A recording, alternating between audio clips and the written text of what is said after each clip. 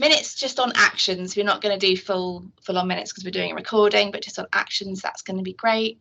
Oh, have you just started to get a transcription down the side in the? Oh, that's just you'll get it, it'll transcribe it if you hit transcription and recording, so that you'll have a record of the meeting. Okay. So just welcome. We've got a few people here who haven't been on a call before, and I think it's really important to welcome them. So I'm just going to invite people who haven't been on the call before to maybe introduce themselves. So Bryony. So Rob, we've been joined by Bryony, who's one of the therapeutic play managers. Hiya. Yeah, I'm just joining just because we're still, me and Anna, still sort of getting our feet back into the swing of things and sort of making sure that we're known and visible. So yeah, I'm pleased to be joining. So it's really nice. Thank you. Fabulous. And we just heard from Alicia that Alicia's representing as a young voice on this call today, which is great. Actually, I think everybody else has been on this before, but we haven't met as a steering group since we appointed Amalia, which I looked back in my diary was back in end of February. So we started work on this end of February, beginning of March, and this is the Signature Artist Commission. So this is the first, Amalia is our first artist that we have engaged to work with us on the Children's Hospital, which is a really exciting position. So Amalia is really getting to grips with what our hospital is all about. So the integrated model, the whole new way, everything that we know we're going to be doing, and the identity of this hospital that we're building together, and bringing that story out through the artwork that Amalia is beginning to think about in terms of her concepts for the art that she's going to be producing into the building, but also in laying out some foundations from which other artists, because we'll be engaging lots of artists onwards on this project, for other artists to respond to. So it's really sort of setting that tone, language, thinking, concepts for others to pick up on, for artwork to kind of be seen throughout the building. So today is all about catching up with Amalia and with us and Ellen, just on what's been happening over the last few months since the beginning of March. Lots of you have been supportive of this process. Lots of you have been involved in some of the engagement sessions that Amalia has been leading. And some of you might not have been. So it's really great to be talking about the process that we've been on and that Amalia's been on. And then where she and her team are around thinking about what some of the artwork that she designs and creates might be like, and to bring some of those very, very early sketches to you so that we can feedback, have some conversations. Amalia will take that away, do some more work, and then kind of write those up for us. So this is a really important engagement session with the steering group to support Amalia on her journey as a signature artist. I think I'll stop there if that's okay, and hand over to Amalia, who I think has some slides to share with us, and we'll spend half an hour or a bit more. We're quite relaxed about timings, just to hear the update. Over to you, Amalia. Okay, great. Thank you, everyone. Thank you for having me. So I put together some slides to show you what I've been up to. There's been obviously a lot of change also in my ideas for the artwork, which is exactly what I think everybody wanted. It's been a very productive time in that sense. The sort of the core of my proposal, just as a sort of short recap, had to do with using the idea of collage, but also the ethics behind collage, how collage uses this idea of integrating different images that come from different places and different walks of lives and incorporates them together into one thing. And how, for me, that can stand as a metaphor on how we're all uniquely different and made up from all the things that have happened to us and all the things that we have seen, but also how all the things that we experience and everything that has happened to us, the good and the bad, contributes to shape us. And that is also something that, even though it might be tough, it's also important to celebrate. And so I wanted to carry that forward into sort of with the new findings that, you know, on how the building is developing and how what the conversations that I've had in the workshops. So I'm just going to first of all share some slides, which we've been having some technical issues, but we think we've solved them. Ellen has been amazing to me today. So let's see. This should open for you to see. This should be here. Okay, can you see these? That says CCH Amalia Pica, November 23rd. November Yeah, 23rd. so we're seeing a list of files there, Amalia, and you seem to be highlighting that files. One. Okay, just a list of files. Can you see the presentation? No. Not yet. Okay, so I'm just going to, how am I going to do this? I'm going to stop sharing and I'm going to start again. Yeah, because then you'll probably share from your screen. Yeah, exactly. Document that as long as the presentation's up in front of you, we should see it. Perfect. Okay. So seeing it. Good. I will try to do the full screen, and if that doesn't work, I won't worry too much. Because you can't see it. Hello? We're seeing it hasn't given full view, but we are seeing your slides, so don't worry. We can see them I have to not show you the full view. We haven't sort of fully managed. So one of the first things that we did was to have workshops with some groups of children who spend some time in hospital. What I wanted to do was to start talking to them about objects and how objects can sometimes speak for us or give us things to think about, and that sort of that idea of material culture. So I started sort of being curious about the kind of objects that they brought to hospital with them, or things that they would bring to hospital with them. And so we did a series of workshops where they had a questionnaire, but also we did some making. These are some of the things that we did. We met in this beautiful community center. What was it called, Ellen? We were in Eddington. One of the things that we started to think about was like this idea of being in hospital looking up, and so we did hanging sculptures that we hang in this tree. It sort of soon became apparent that line of inquiry about what would you bring to hospital was quite limited, in that, you know, everybody pretty much brings either a book, a cuddly toy, or a Nintendo Switch. So, but it was still, I think for me, the most striking thing is that it almost doesn't even matter what it is that the children are trying to make. There's this sort of freedom and energy in the way that they make these objects and in the way that they draw them, that it's that somehow as we grow older it gets lost, and how I hope that my design can dip into that sort of expressive way in which children portray the world, as well as the thoughts behind it. And we also had some workshops with staff. This picture is a picture of a workshop that we had with the physiotherapy department. The physiotherapy department had a very useful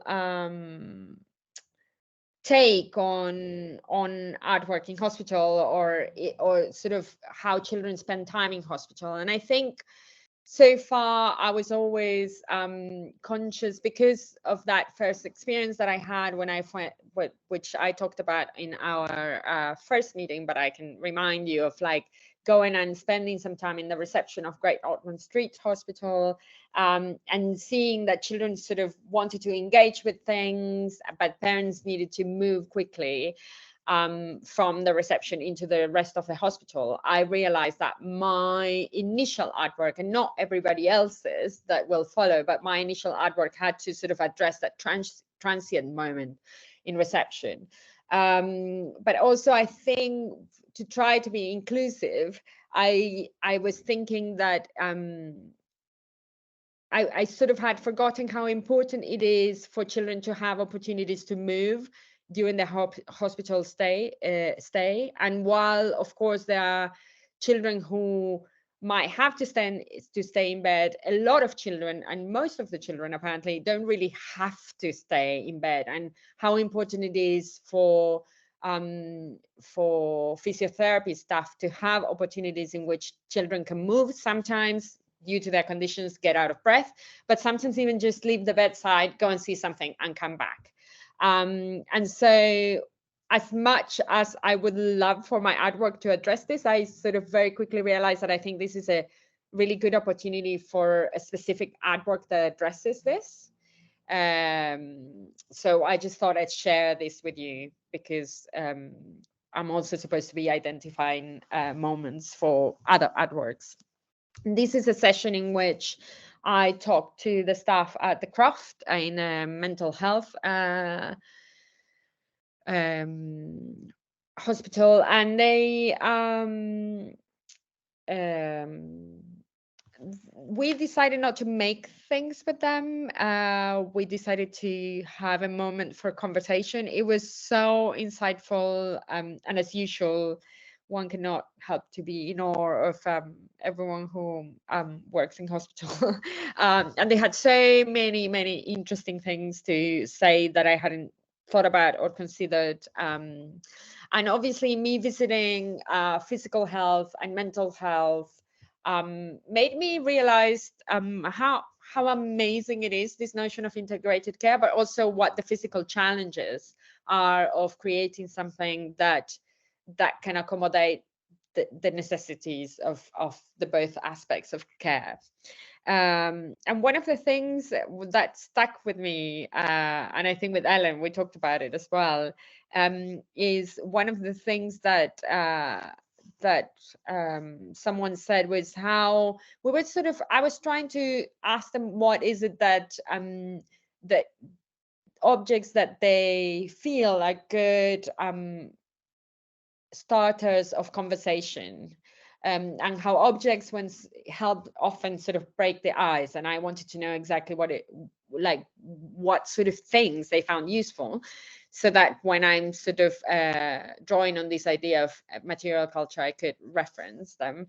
And yeah, one of the interesting things was them saying that there are often objects that are a little bit undefined or a bit weird, like a blob with a long nose, but that you can't really exactly see what it is. When there isn't an immediate resolution or recognition of the object, how that sort of became a sort of a topic of conversation, and how often there's sort of the possibilities of finding humor in this sort of wondering what something is. So that was a sort of a really useful insight. Here are some pictures of our questionnaire and the things that the children and parents made. We also had an experience of doing some in hospital. We did a little in hospital session, and then we had a drop-in session at the canteen. And so I started thinking about the other thing that did happen was there's two things that I want to share. One is that there has been an opportunity to maybe think about the hoarding of the construction site as a sort of a site for an artwork. And I thought that might give us an opportunity to really engage with making something with children for the hoardings. And so in thinking about that, but also thinking about my meetings with the architects, it became quickly quite clear that there was a need for a sculptural work rather than a two-dimensional work. So far, all the things that I had been thinking in terms of collage had to do with 2 dimensions. And so it was about April, I think, that I first saw the model of the building and realized that there's this great opportunity at the reception. There's this great double height space as you come in, which I'll show you pictures now. But that maybe I'll jump. So this is, sorry, there's also a mock-up of what I want to talk to you about. But as you come in, there's this sort of huge double height, sorry. This is a render. Everything that you see in red is the building. So as you come in, there's this opportunity. These quickly are the ideas that I want to talk to you about. But that there's this aerial space, and we had talked with the children about the importance of looking up and stuff. And so I started thinking about when we started thinking about the hoarding, I thought how it would be great for the children to be able to draw something together. And I started thinking about the idea of a continuous line that would join all the drawings, as if it's almost one line that gets taken by somebody else's hand, and then it gets shaped, and then it moves on to the next person, and how that could sort of be a device to tell a story around the hoardings, and how then, if we were to be doing that with the hoarding, how we could take those workshops and sort of base the sculpture with them. And I started looking at these images by Calder. Alexander Calder is better known for his mobile sculptures. So he is even the person that first coined that term, mobile, for a sculpture. And so I also started thinking about his series called The Circus, which are all made with wire and with this idea of continuous lines. So I started looking at them. And this is a picture of one of his mobiles. And so I thought that I would like to, so the new idea is for me to base a sort of a line sculpture, so a line that navigates the 3D space based on children's drawings. But how I started using a 3D modeling program to trace some of his drawings into a 3D form. So here is an example of how this could work. These are drawings that I quickly made that reference the things that children said that they would bring to hospital. And as you can see, as you see them properly, like maybe you recognize a teddy bear. Okay, this is a teddy bear, and then there's a headset and a book and a plant, and how from one side they look like the things that they have, but from other sides they look like squigglies. And so how I could potentially make designs that would sometimes become things that can be recognized, or drawings, but from other angles it could be this abstract line. Obviously I'm using this simulation video to show you how sometimes maybe you might see a lion that a child drew. These are children's drawings that weren't specifically done at the workshops. They're just children that I know, and that they lend me their drawings for the purpose of this presentation. But basically what I wanted to show is this idea that sometimes you would be able to recognize what things are, and sometimes you couldn't, depending on where you are standing.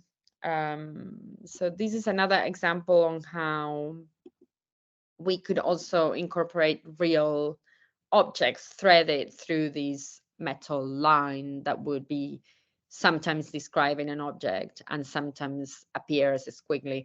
I just want to make also really clear that this isn't anything finished, but it is for you to understand how I could work from a drawing of a really young child, but also of an older child or a young person, and open it up and have these sometimes abstract, sometimes recognizable line. And ideally, I think it should work as like when you're looking at a cloud and you're looking for shapes there. But that the objects that are threaded through the sculpture could also help them animate them. So I'm just going to show you, these are some renders of what the objects could be threaded. And this is an impression on how, so what I did, and this is mostly a technical drawing, but it is for you to get a sense of the kind of mass that the sculpture could occupy in that big reception space. And which was used to calculate things like the budget of how much this thing could cost, that I have a document of that we can look at or not, I don't know, but how much it would weigh and how much reinforcement do we need from the ceiling. And that is why it was so important to have this discussion with the architects. I hadn't fully understood in my first proposal that kind of space and opportunity that there was to have an aerial sculpture hanging from there. So as I said, this doesn't really represent at all. This is me just copy pasting those examples to get a sense of the mass that that the sculpture could occupy in the building. And things that are really hard for me to show you are how we might be able to use color in the line, or how the light would project shadows of these lines and make drawings on the back wall of that double height in the entrance. That is just hard for me to. So I'm just asking you to, on the one hand, trust the model, but also don't fully trust it, and that there are things that we couldn't fully explain, and how there's how I'm sort of still deciding whether the metal would look like metal color and would be steel, or whether it could be painted and what kind of metal it would be.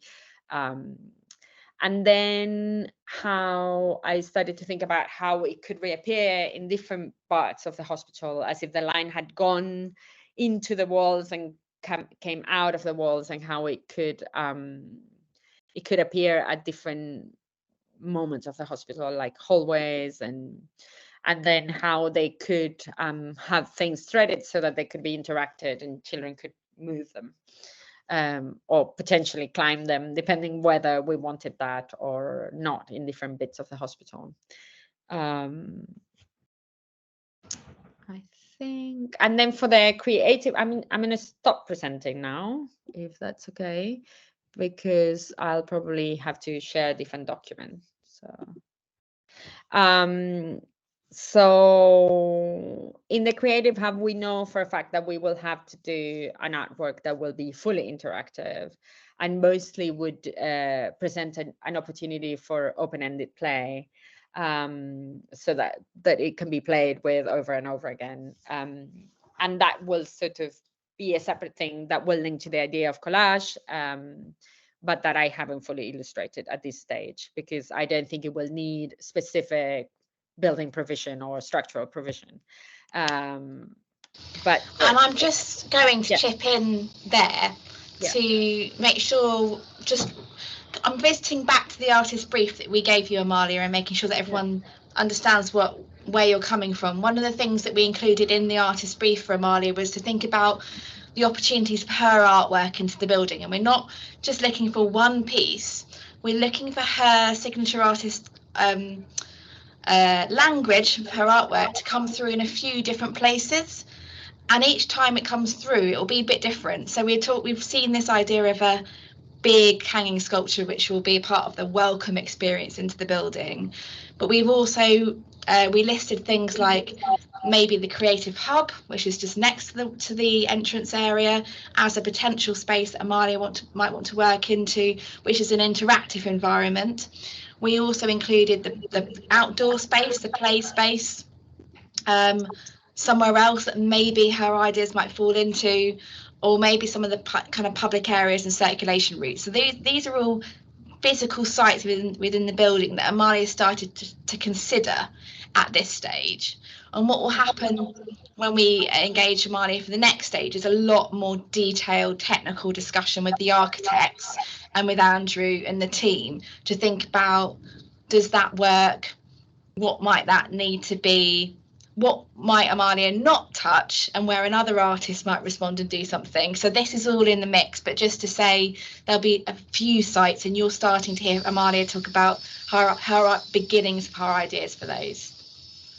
Sorry to interrupt, Amalia. I just thought that's really helpful. That is really helpful. What I have next is a very sort of a more technical document. I don't know whether we want to see it on how this thing could be made and how much it would cost or how much it would weigh. But maybe what we can briefly look at it, what I will say is that when it comes to working in a scale like this, it's obviously not something that I would make alone in my studio. So there are companies, which we call fabricators, who help make these artworks, and that have like structural engineers and people that can do all these kind of calculations, and that will make it easier for me to liaise with the architectural team, for example. And so we've done with these initial sketches, we've been able to sort of calculate how much this weighs and how much reinforcement we would need for something to be hanging at the entrance space. And what they put together is, they're a company I've worked with before and I really trust, and they have done quite a lot of aerial sculptures in the Turbine Hall at the Tate. So they have a lot of experience of what it's like to hang big artwork from big spaces. I'll show you briefly the document. You will get it in the submission. But Amalia and Natalie, yes. I wonder whether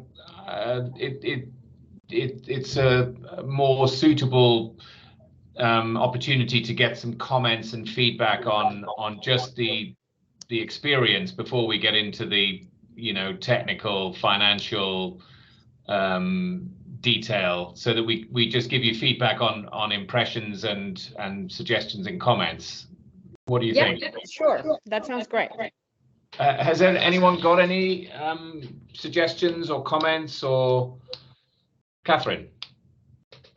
Hi, Rob. Sorry, this is Catherine because it's my uni email. I apologise for that. It won't switch. So in the meantime, it's hi, Amalia. Kate, I don't know if you remember me from the interview. It's delightful to see you again, and thank you very much for your presentation. I do love the lines, and I love what you were saying about movement, and I was thinking the exact same thing with regards to the clouds and images emerging, because it's something that it's a lovely, peaceful, calming activity that everyone can relate to, and incorporating the imagery that the children brought to the workshop. Beautiful.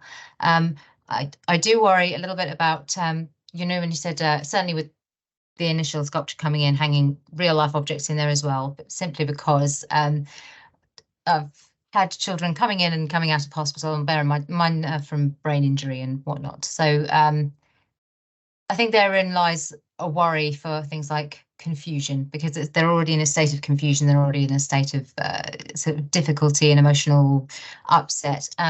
So the first idea, where you talked about it just being this sort of beautiful different colours from one thing to another, and then you suddenly see a shape that you recognise and that's familiar and comforting, beautiful. Whereas if they saw hanging objects and they don't quite know what they're doing, they know that they're moving from a state of, bear in mind that we're dealing with mental health and neurodiversity and brain injury and all sorts of other things as well as, I think in that particular one, I would sort of vouch for maybe not for standing ones and for other movable interactive ones, great idea, brilliant. That's just lived experience kind of stance from me, but that's it. Other than that, thank you very much.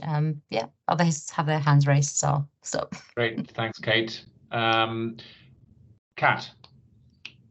Yeah, I had a sidebar with Natalie, and it's probably useful to say, but obviously Kate and others will be much more useful in terms of what the actual experiential side is for people coming into the hospital. But obviously for me, it was really inspiring to see that, and also to then, like, a vision just flashed into my mind. And Amalia, I'm on the fundraising side of things, and as I was looking at that, I just had a vision for a kind of donor recognition board, which we'll need at the entrance, but the letters of the names almost being made out of the same colors and metal, but just formed into the letters and the shapes of names of people. And just, you know, it just kind of snapped up, and I was like, that's something like that. I could see how you could carry that through into something that needs to be a little bit more traditional and basic, if you will, but brings in the art piece and the themes that you're trying to do. So that was really exciting from my side. Great, thanks, Kat. Yeah, so great things around continuity. Andrew. Hi, Amalia. Yeah, no, thank you very much for the presentation. I really like the concept, I have to be honest. I was wondering whether, just to add a bit more depth and architecturally, you could integrate some lighting into the artwork. You can do amazing things these days with strip LED lighting, and it was just an idea, but I think it would also set off the space with your artwork a little more. Thanks, Andrew. Laura. Hey everyone, Amalia, your presentation was fascinating. I also have lived experience and was thinking, I love the fact that the wires also, when they come into being an object and from what side, also represent hidden conditions for kids, that often they have things that nobody can see at first, but when it's pointed out to them, so I love that side of it. And similarly to Kate, I really worry about having actual things up in the ceiling, because from all the neurodiverse and points of view, it's like, is that going to fall on me? And when you think how many people come through in buggies, particularly kids who are older and not as ambulatory as they could be, they're looking at the ceiling far more, which is obviously why you're doing this, but it just, why is that there? Is that going to fall on me? Whereas finding things hidden in clouds, I think, is a really lovely concept. But so I wouldn't put actual stuff up there. That's just me. Thank you. Great. But really fascinating. Love it. Really good. Thank you. Great. Thanks, Laura. Anna, you want to come in? Yeah, actually got a bit of a warm fuzzy feeling when you explained the concept of all those, what it actually was, and looking at the clouds and kind of looking for shapes and things. I thought it was lovely. I really like the idea that rather than just going to the children that we've spoken to and saying, draw a picture of a piano and then you would draw it, you're actually taking their drawings and creating the real thing. So they have much more ownership of that. So a few thoughts, whether there's somewhere within the hospital in the atrium where those original drawings could be, to show that that has happened, and maybe have a name and an age or something. Whether there's an opportunity to have maybe slightly different thicknesses of wires, because if it's quite thin, is there potential it might get a little bit lost, whereas it might just give it a bit more of a 3D feel. Agree about the hanging objects. Slightly different viewpoint for me is that it would just, if I saw a stool hanging from the ceiling, I would focus on the stool rather than looking for a teddy bear, because it's a thing, and that would be where my connection would go, which isn't as exciting as looking for a teddy or headphones. And anything else? No, I think that was it. I really love the idea, and I think the children and the families would absolutely love it. Great comments. I also, Amalia, I also thought that the fact that the sort of continuity of the main sculpture appearing around the hospital seems like a great thing for kids to spot or to see or look for, and have these, you know, recurring themes at various levels. And I guess in some ways we have to think about how the signage might work and how different floors might be identified as to how that might be incorporated in the themes of floors or areas or spaces, and I think that it feels like there's plenty of potential. But just also to add, I when I saw the sort of thing coming out of the wall, remember this needs to be a ligature-proof hospital, and bits of wire with things that need to be considered. Chris. Yeah, thanks. I guess my experience just as a parent, I think my 4-year-old son would love that. So judging by what he brings home from nursery, that's the type of thing that they're drawing out all day. So I think really great to like then find pictures within that. So if that was a lion that then also you could spot, and then you'd spot later on in the hospital somewhere else, that would be a really nice thing. And you could have more than, you could obviously do that for different ages, couldn't you? You could have different ways of thinking about that.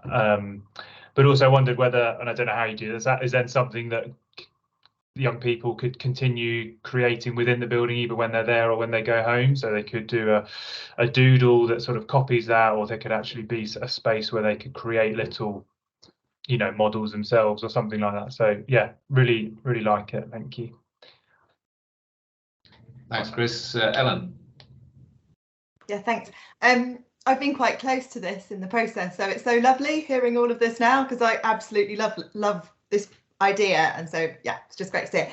And I love how children are so at the heart of it, and that as soon as you walk in, you will see work created in co-production with children. I just think it's brilliant. And I was just going to come back and touch on what Amalia said about the hoardings as well, because obviously that's something that's on our to-do list quite soon. But this idea of running some workshops with children where they would do some continuous line drawings that could then be reproduced on the hoardings. And I think that it's such a good almost like shop front for what's to come for the hospital. It gives that taster of what's there. It's with children from the outset, and then it will lead into those sculptures as the building comes together. So yeah. Great point. Kate.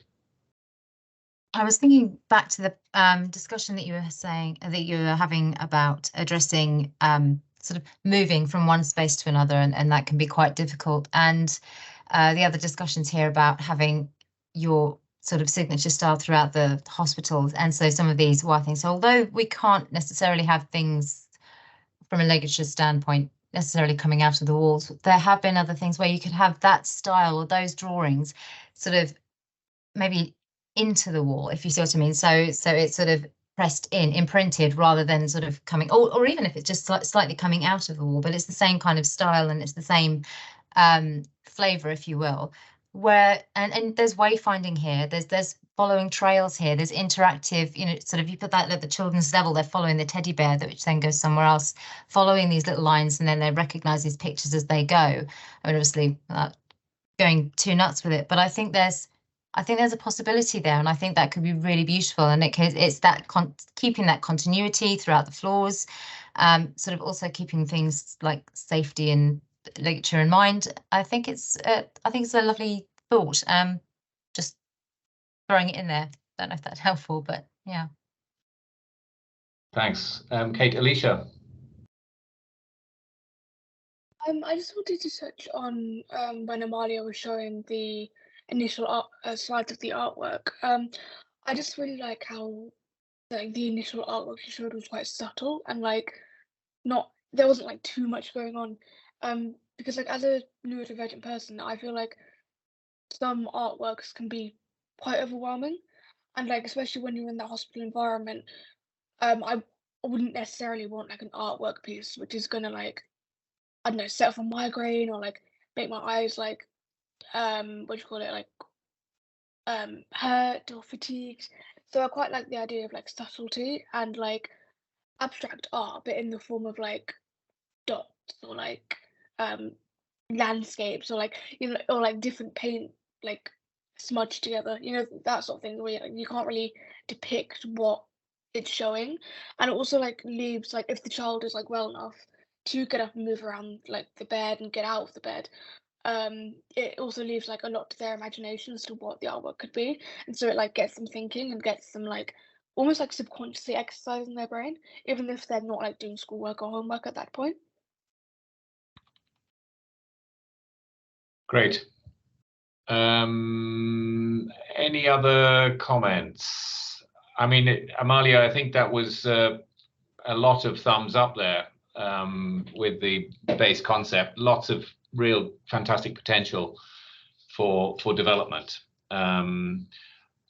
It seems a bit cruel to move on to the money section now, but we better face the music and press on. Can I chip in here with the why we need to look at the money bit? So I mean, this is one of the real challenges for Amalia and for artists at this early concept development stage, because you'll see that these are early ideas and really like refining the idea, testing the concept. But on the other side of things, we need to check, and she needs to check, that this is going to be viable, possible, affordable. Start to think and talk with expert fabricators around materials. So on one hand, it's all the kind of idea, on the other hand, it's the nitty gritty, what might this budget entail? So there's a balancing act for Amalia to do here, which we really appreciate. Takes quite a lot of thinking, even at this stage. So Amalia's been really proactive and has done lots of research around different fabricators out there who have got great examples of their work in a similar way, has found a great one and has started conversations around this enough to really give her a sense of what is possible. And from that, Amalia is drawing out some detail for us, so that you will see that come through in the document that Amalia will produce, which will share lots of these drawings and ideas and designs, as well as some of the slightly more kind of hardcore ideas of kind of figures and budgets. So there's a balancing act between the ideas and the kind of the detail, but that's to check that we really have got a sense of what is achievable within the budget we've allowed for this commission. When we get to the next stage at REBA 4 and forward from that point, we get into much more detail, and we would be appointing the fabricator to work with us and work with Amalia and her team on a lot more of that work. So no pressure, Amalia, for kind of giving us too much detail today, but I do think it's really useful as the art steering group to get a sense of the kind of thinking and the numbers behind it and the practicalities behind it. Yeah, so what I have is a document that it's quite new to me as well, from the White Wall. This is a company that I worked with before. So I'll be, oh, sorry, I'm just, I will be able to share that document directly to you, and so you can have a quicker look. But now we can scroll through it together to give you a sense of what it is. It's basically somewhere between a budget estimate or a feasibility study. It's basically an itemization of what it would entail to get this done. With the little information that they have at this stage. No? Great. And I know this has just literally landed in your inbox late yesterday, so I haven't had a chance to see it. Certainly we haven't shared it with Andrew and other key colleagues who will be really interested in this, but let's have a quick look. Exactly. Ellen, your hand's up. Did you want to chip in, or is that just a legacy hand? Okay, let me see. Window. Wait, let me see. It's not popping up in my windows. I think it's going to a different screen for some reason, and I don't know why. I'll be 1 second. I just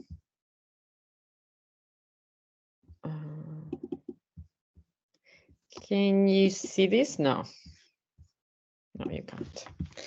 Okay.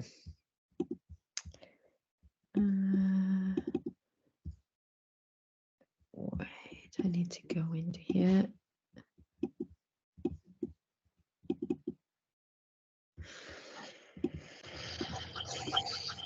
Amalia, would you like me to try sharing it? Yeah, is that okay, Ellen? I don't know why it's gone to a different screen in my setup. So if you don't mind.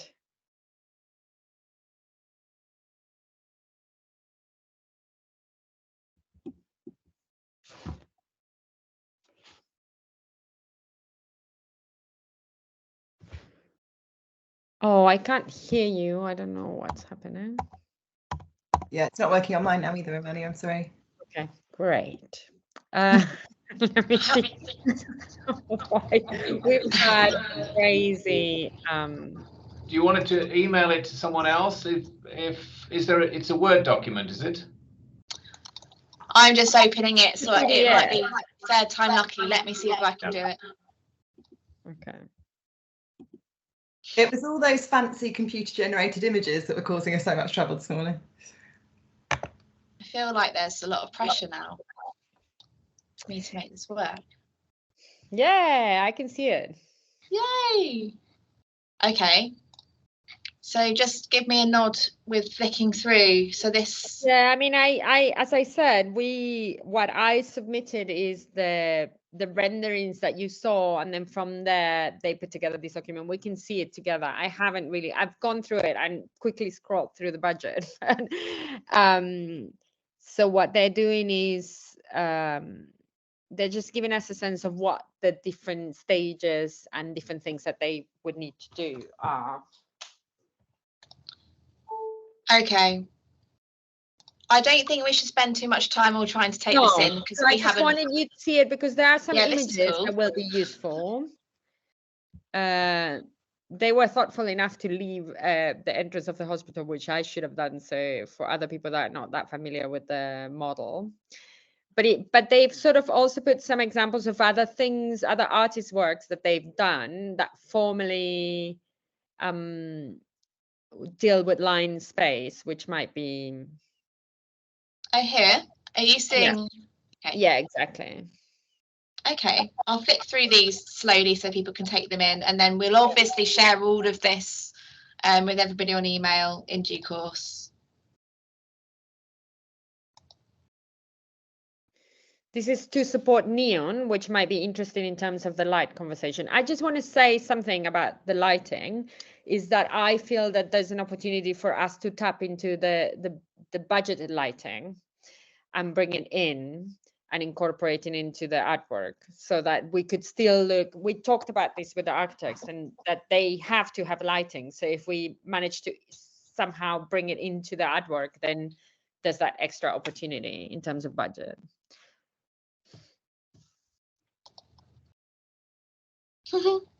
That's so cute. I've seen this.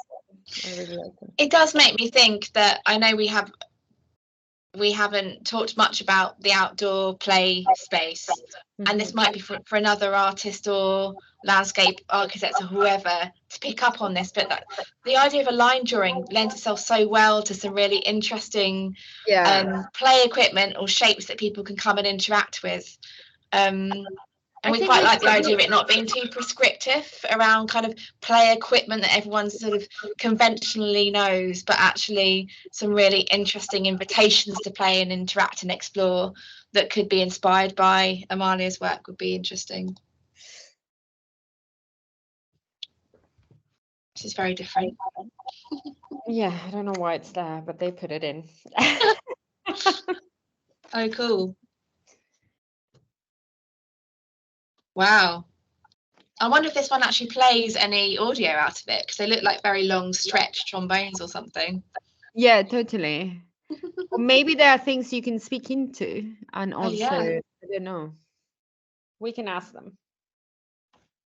So what this is already showing me is that they've definitely got a track record of working with quite similar materials and delivering yeah, I have worked with them. So that's my main thing. I worked with them in the Semaphore project, in the King's Cross project, that had robotics and had a very sort of difficult installation.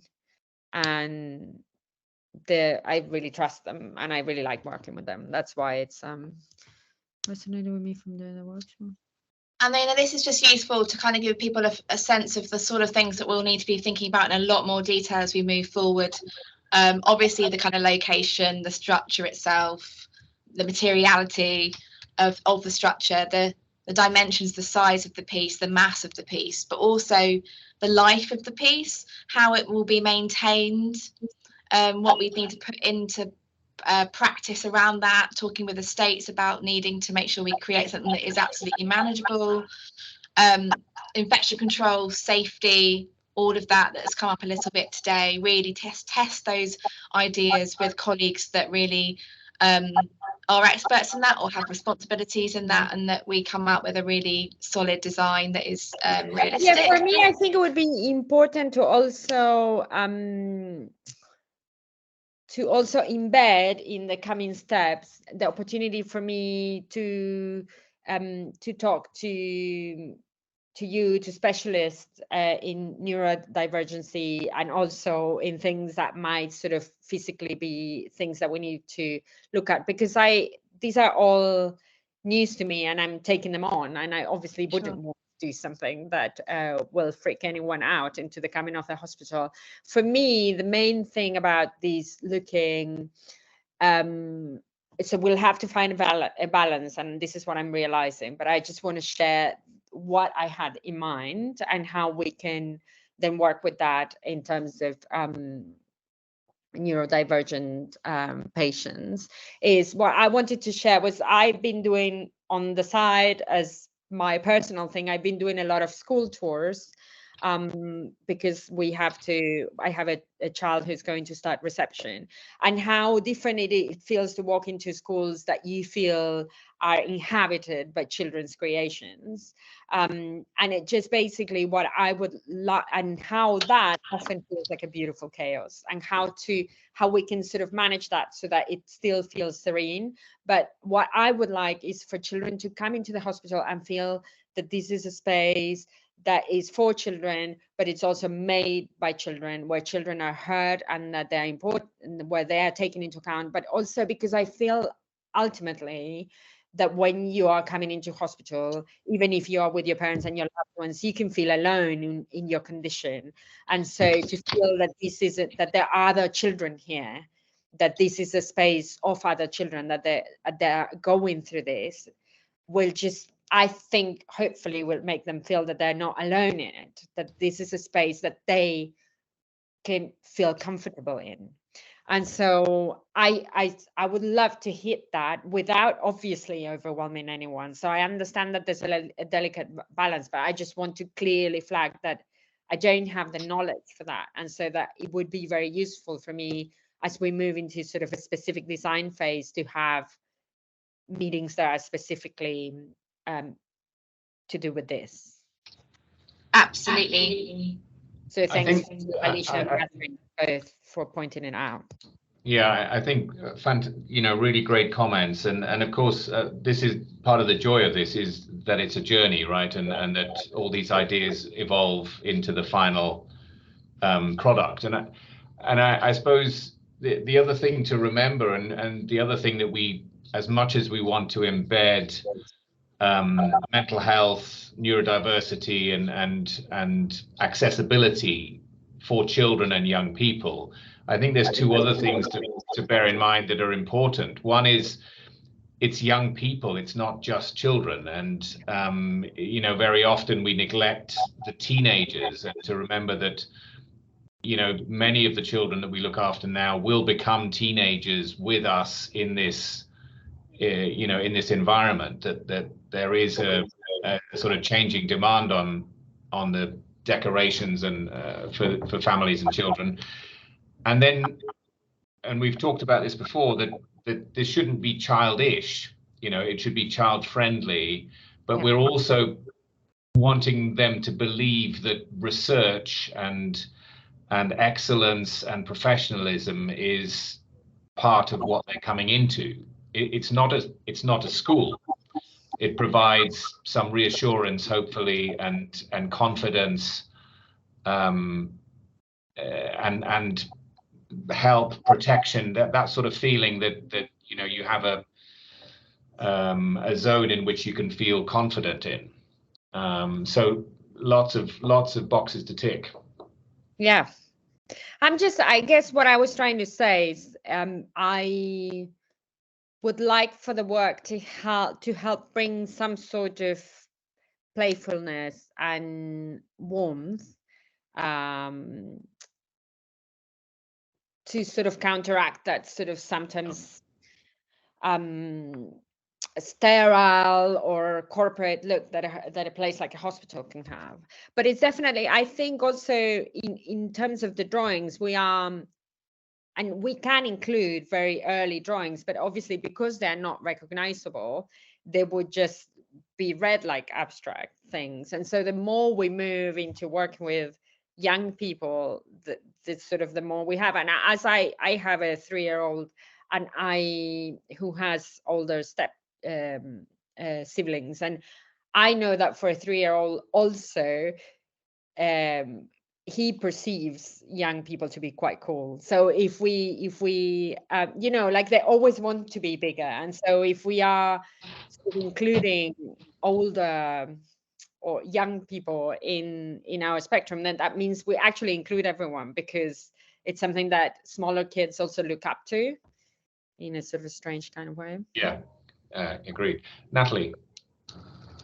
Yeah, and on that point, Rob, I'm really excited for how this could manifest into the creative hub and different creative activities that would be totally age appropriate or open to all sorts of levels of interaction. Just on the concept alone, this idea of the things that we have make us and that they are special and unique, and how do we celebrate that and bring out the individuality and like value that in our hospital, because sometimes we can feel like those details can get lost in hospital. Those kind of personality interests, our characters, and sometimes it can be about what's wrong with us rather than what's right about us and what's wonderful about us. And it would be lovely to try to interrogate the concept and then think about what sort of activities or invitations to play there might be that we could have in our hospitals. They could be in the creative hub, but then they could also be in the play spaces that Bryony and her colleagues will have. And how can we create some continuity around the hospital in lots of different areas? So one of my thoughts, Amalia, as to conversations to have in the next stage would be sessions with the play team around that. And the older end of the spectrum, which I know we've had conversations about, kind of how to really engage young adults and teenagers in that age group on our wards, and it's slightly more challenging in lots of ways. So it would be great to do more work with the play team around some of this to feed into some ideas, Amalia. And that comment of this sort of something recognizable, something not recognizable, I think also came from working with sort of teens. One of the things that I didn't bring up in the presentation or conversation because it was hard to simulate was I had it's sort of an idea of also threading perspex shapes, so transparent objects but abstract objects into the thing. So maybe this is something that I would maybe speak to you, Catherine, about how you think that this could work or not. Laura, you want to come in? It was just picking up on a lot of comments, but particularly Amalia's, about the challenge to be a welcome space that isn't feel like a shopping centre, a museum or an airport. So it's just that question of how does that artwork reflect the caring environment that's going to help me, rather than being somewhere that I experience. It's that to me is the huge challenge of that welcome space, is because anyway, that is just picking up. And I also agree about the young people. When you see Teenage Cancer Trust are doing so much to make extra beds and extra spaces for teens, I think we do need to be mindful of that too. Thank you. Great, Laura. Anna. I'm sure we've got lots of teens that could help come up with some ideas, some other ideas as well. I was just also thinking, and I hate to say the word, but how do we use art to create the regional children's hospital? Like, is there anything that can be done, and maybe not within that particular sculpture, but perhaps in the journey around the hospital, but using a similar style, of whether we can touch on some of the sort of landmarks that people would know about in their part of the county. So it could be Reeds for the Norfolk Broads, or an Ely Cathedral, or a Luton Carnival, or I don't know. I just think we get a lot of comments about how this children's hospital is for the wider region, and maybe art is a way to do that. Yeah, I think we can try to include that in the things we would be working with drawing. So it's one of the, because what we haven't talked about obviously is what those workshops would be about and what we would be drawing. And so we'll need for the prompts to touch on different things that we are interested in, sort of that repertoire of objects that we're going to be looking for. So that will be helpful to also get some input in with, but I will make note of this one. I had sort of the natural world and I had the natural world of the area, but specifically this idea that it would also recognize the people that are not necessarily from Cambridge, but that come from the wider region is interesting. Yeah, really important point, Anna. Good, well done for raising that again. Okay, I'm mindful of the time. Natalie, I don't know what else we need to do, whether we are nearly done or... I mean, as long as Amalia is happy, I think that this was exactly the sort of conversation we were looking to have with you all today.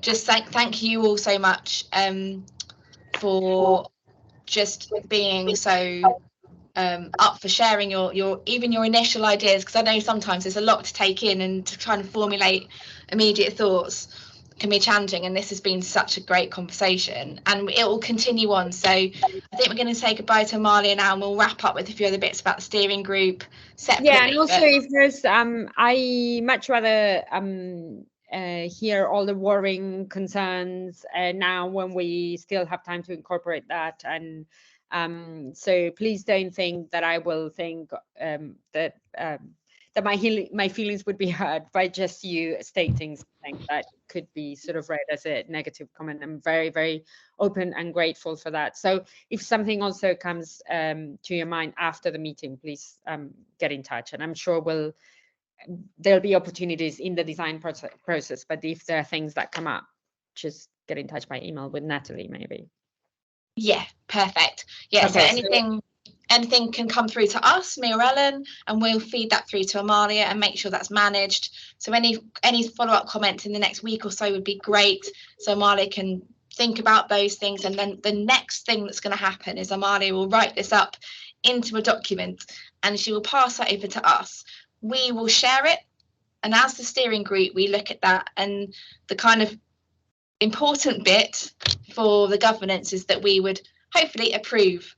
We can go back on bits, but we need to get to an approval stage with that final proposal document to then close off this stage of Amalia's engagement. It's not the final proposal, it's the initial. Oh, sorry, language. Initial proposal of the concept that she's got to at this point. Yeah. Is that right, Amalia? Yeah, I think that's better. One thing is, I don't know when you save this, if there'll be an opportunity to save the chat windows. I've sort of been kind of eyeing them, but because I'm also been talking, I haven't been, and it'd be good if those are saved. I don't know how to. Yeah, it's automatically saved, so we can wrap that into any follow-up comments.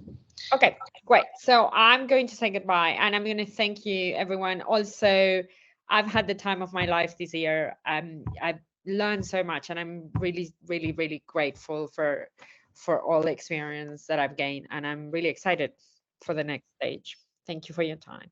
Thank you very much, Amalia.